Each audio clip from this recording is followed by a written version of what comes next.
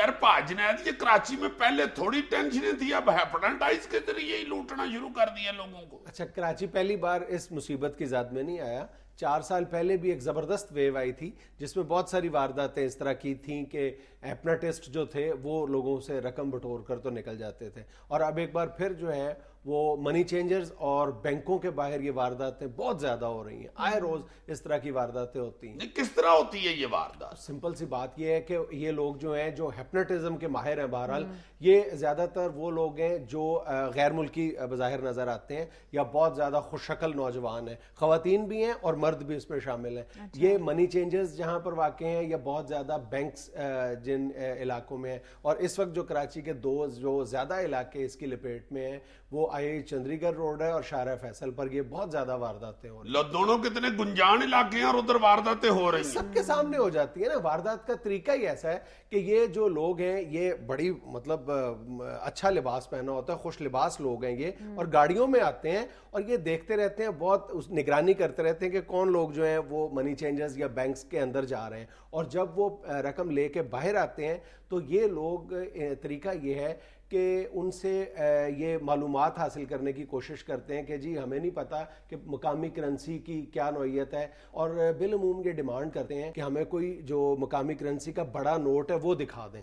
اور جیسے ہی جو شخص جو ان کا نشانہ بنتا ہے وہ جس طرح ہی اپنی جیب میں ہاتھ ڈال کے اپنا بٹوا نکالتا ہے، اس کے 2 یا 3 منٹ کے اندر اندر یہ اس طرح کی گفتگو کرتے ہیں آنکھوں میں آنکھیں ڈال کے کہ پتہ ہی نہیں چلتا کہ اس کو 10 منٹ بعد جب اس وقت ہوش آتی ہے جب سارا کچھ اس کا لٹ چکا ہوتا ہے.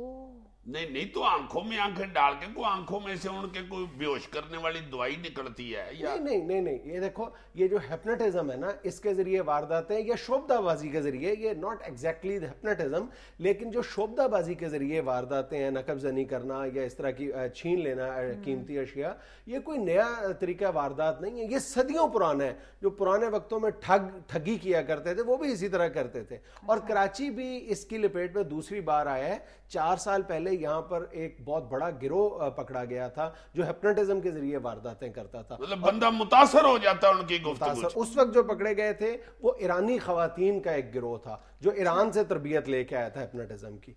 اور اس دفعہ بھی جو زیادہ تر لوگ اس میں اس دھندے میں ملوث ہیں وہ ایرانی اور رشینز ہیں. پاکستانی بھی ہیں لیکن زیادہ تر ایرانی اور رشینز ہیں. وہ اپنی اپیرنس کا فائدہ اٹھاتے ہوئے ایک قریب چلے جاتے ہیں اور پھر اس کے بعد وہ اپنا کام دکھا دیتے ہیں. اچھا گفتگو کر رہے ہوتے ہوں گے نا تو ادھر پھر کیا پتا چلتا ہے پاویں شارع فیصل ہو یا یہ چندری گڑھ روڈ ہو؟ اچھا اس میں یہ ہے کہ اب اتنی زیادہ وارداتیں ہو گئی ہیں کہ اکثر منی چینجرز نے باقاعدہ انتباہی نوٹ لکھ کے لگا دیا ہے کہ یہاں سے رقم باہر لے جانے کے بعد آپ کسی کو اپنی رقم نہ دکھائیں. اور کئی منی چینجرز نے تو اپنی دکانوں کے باہر تک خفیہ کیمرے نصب کرا لیے ہیں تاکہ واردات کو ڈیٹیکٹ کرنے میں آسانی ہو سکے.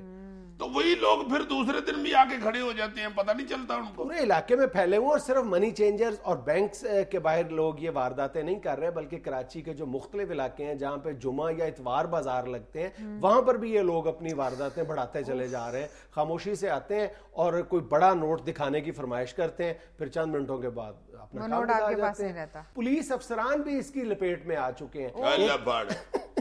ایک پولیس افسر بیچارہ منی ایکسچینج کروا کے جا رہا تھا موٹر بائک پر اور وہ کچھ ایک اشارے پہ رکا ہے تو قریب ایک خوش پوش قسم کا نوجوان آیا ہے اور اس نے کہا کہ جی مجھے مقامی کرنسی کے بارے میں ذرا معلومات درکار ہے تو آپ اپنا ایک نوٹ نکال دیں. اس نے سارے نوٹ نکالے، بس 5 یا 6 منٹ وہ وہاں کھڑا رہا ہے، اس کے بعد اس کو کوئی ہوش نہیں رہی. وہ افسر ہوگا نا، پولیس کے افسر جو ہیں پڑھے لکھے لوگ ہوتے ہیں، بیچارے اچھے ہوتے ہیں. کسی والدار کو کرتا ہے ہیپناٹائز، اس نے ڈنڈا نکال کے اس کی ہیپناٹائز سجا دینی تھی. اور ایک اور جو پولیس افسر تھا وہ بیچارہ اپنے بیٹے کو علاج کے لیے ہاسپٹل لے کے جا رہا تھا، 25,000 روپے اس کی جیب میں تھی. اس کے ساتھ بھی یہی واردات ہوئی. وہ بھی پولیس افسر تھا؟ اللہ باڑے، وہ لوٹنے والا تو گھر جا کے لوٹیاں ڈال رہا ہوگا، پولیس کو لوٹا ہے. یہ تو میرا خیال ہے اپنی سالانہ تقریبات بھی کرتے ہوں گے ٹھگ حضرات.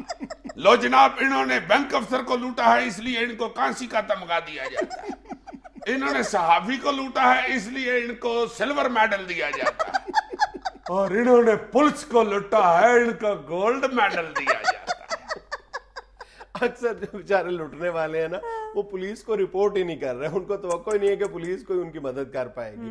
اچھا, اس کو کئی جو پولیس آفیشلز ہیں زیادہ تر تو انکار کر رہے ہیں نا, اس طرح کی وارداتیں ہو ہی نہیں رہی وہ کہتے ہیں, لیکن کچھ جو پولیس آفیشلز ہیں وہ یہ کہتے ہیں, اس کو لنک کرتے ہیں رشیا میں حال ہی میں ہونے والی کچھ واردات, وہ بھی بالکل اسی طرح کی ہیں. وہاں پر بھی عورتوں کا ایک گروہ پکڑا گیا ہے جس نے 30 کے قریب وارداتوں کا اعتراف کیا, وہ بھی بالکل اسی طرح ہیپناٹزم کے ذریعے غیر ملکیوں کو اپنا نشانہ بناتے تھے رشیا میں.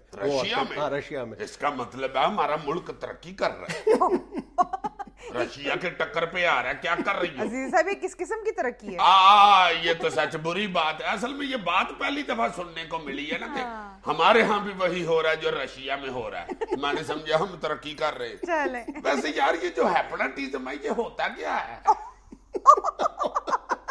اتنی دیر سے کیا سن رہے تھے؟ اچھا, وہ آنکھوں ہی آنکھوں میں اشارہ ہو گیا, میں نے بٹوا دیکھا تو وہ خالی ہو گیا. ہیپناٹزم سمپلی جو ہے نا, اس کے بارے میں بہت ساری مسکنسیپشنز ہیں کہ یہ کوئی خوابیدہ حالت میں یا نیم بے ہوشی کی حالت میں کوئی عمل کروایا جاتا ہے, اس کو ہیپناٹزم کہتے ہیں.